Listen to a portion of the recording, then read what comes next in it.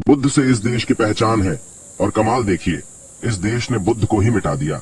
आज से करीब 2500 साल पहले इस धरती पर बुद्ध का जन्म हुआ था। बुद्ध का पूरा जीवन लोगों को जागृत करने में चला गया।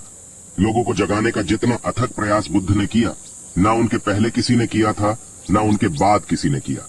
बुद्ध एक ही तो बगावती पुरुष। भारत में अगर कोई नमक है तो बुद्ध के कारण, कहीं कोई स्वाद है तो बुद्ध के कारण, वरना भारत तो बेस्वाद होता। आज भारत में बुद्ध को मानने वाले लोग कहाँ हैं?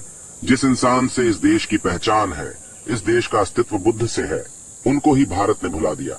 बड़ा अजीब देश है, शर्म भी नहीं आती खुद को विश्व गुरु और महान कहने में। बुद्ध का नाश किया मुस्लिम आक्रामताओं ने और हिंदू समाज ने। ब्राह्मण उस समय पशु हत्या कर रहे थे धर्म के नाम पर, उनको बुद्ध ने विरोध किया, तब ब्राह्मणों को सब छोड़ना पड़ा और आज वही लोग गौरक्षक बनकर घूम रहे हैं। बुद्ध का सारा जीवन लोगों को जगाने में चला गया। बुद्ध ने भगवान को नकारा, मूर्ति पूजा का विरोध किया और आज इनको ही लोगों ने भगवान बना दिया। दुनिया में सबसे ज्यादा मूर्तियां बुद्ध की है, ये वाकई में हैरान करने वाला है। भारत में बुद्ध को मानने वाले ना के बराबर है, और जो है वो डॉक्टर अंबेडकर को मानने वाले हैं। उनको बुद्ध से कुछ लेना देना नहीं है। इस देश के सनातनी लोगों को बुद्ध नहीं चाहिए, और जो बुद्धिस्ट है उनको बुद्ध ही पता नहीं है। ये बड़ी हैरानी की बात मालूम पड़ती है। बुद्ध ने लोगों से यही कहा कि वेद कोई ईश्वरीय शास्त्र नहीं है, कोई शास्त्र ईश्वरीय नहीं है, सब इंसानों ने लिखे हैं। ये बात सुनकर पंडित नाराज हो गए और पूरा ब्राह्मण समुदाय ने बुद्ध के खिलाफ जिहाद छेड़ दिया।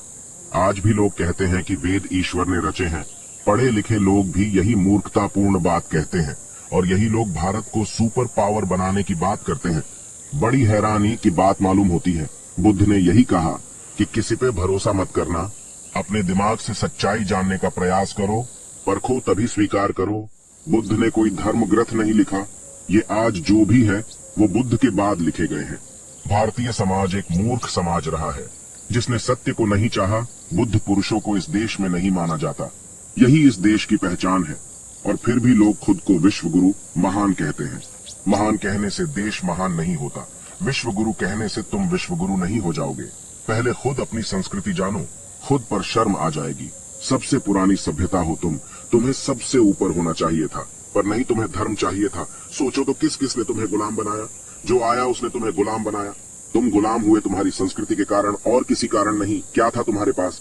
बस धर्म नाम की बकवास है तुम्हारे पास, और फिर भी विश्व गुरु।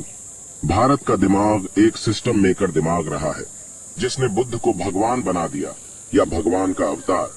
यही मूर्ख लोग बुद्ध को विष्णु का अवतार कहते हैं। न इन्होंने विष्णु को देखा है, न बुद्ध को जाना है। और बुद्ध कोई नाम नहीं है, बुद्ध उसे कहा जाता है जो तार्किक बुद्धि के परे हो जाता है, जो अपने आप को जान लेता है, जो खुद पर विजय प्राप्त कर नई क्रांति करे, वो ही बुद्ध है। बुद्ध की पूजा मत करो, उनको जानो।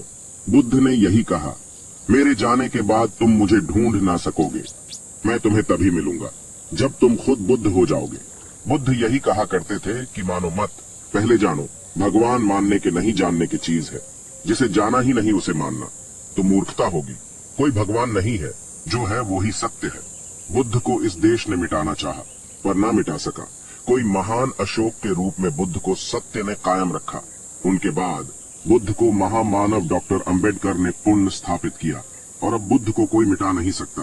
बाबा साहेब का ये प्रयास बुद्ध को फिर से लोगों के जीवन में लाना था, इसलिए उन्होंने 1956 को फिर से बुद्ध को अपनाया और संविधान के रूप में, तिरंगे के रूप में बुद्ध को उनको स्थान दिया। आज ये देश फिर से बुद्ध की पहचान लेके ही चल रहा है। यही सत्य की पावर होती है। सत्य को छुपाया जरूर जाता है, पर मिटाना संभव नहीं। आपको हमारा ये वीडियो कैसा लगा जरूर बताना, और ऐसी ही अमेजिंग वीडियो के लिए हमारे चैनल को सब्सक्राइब जरूर कीजिए। धन्यवाद।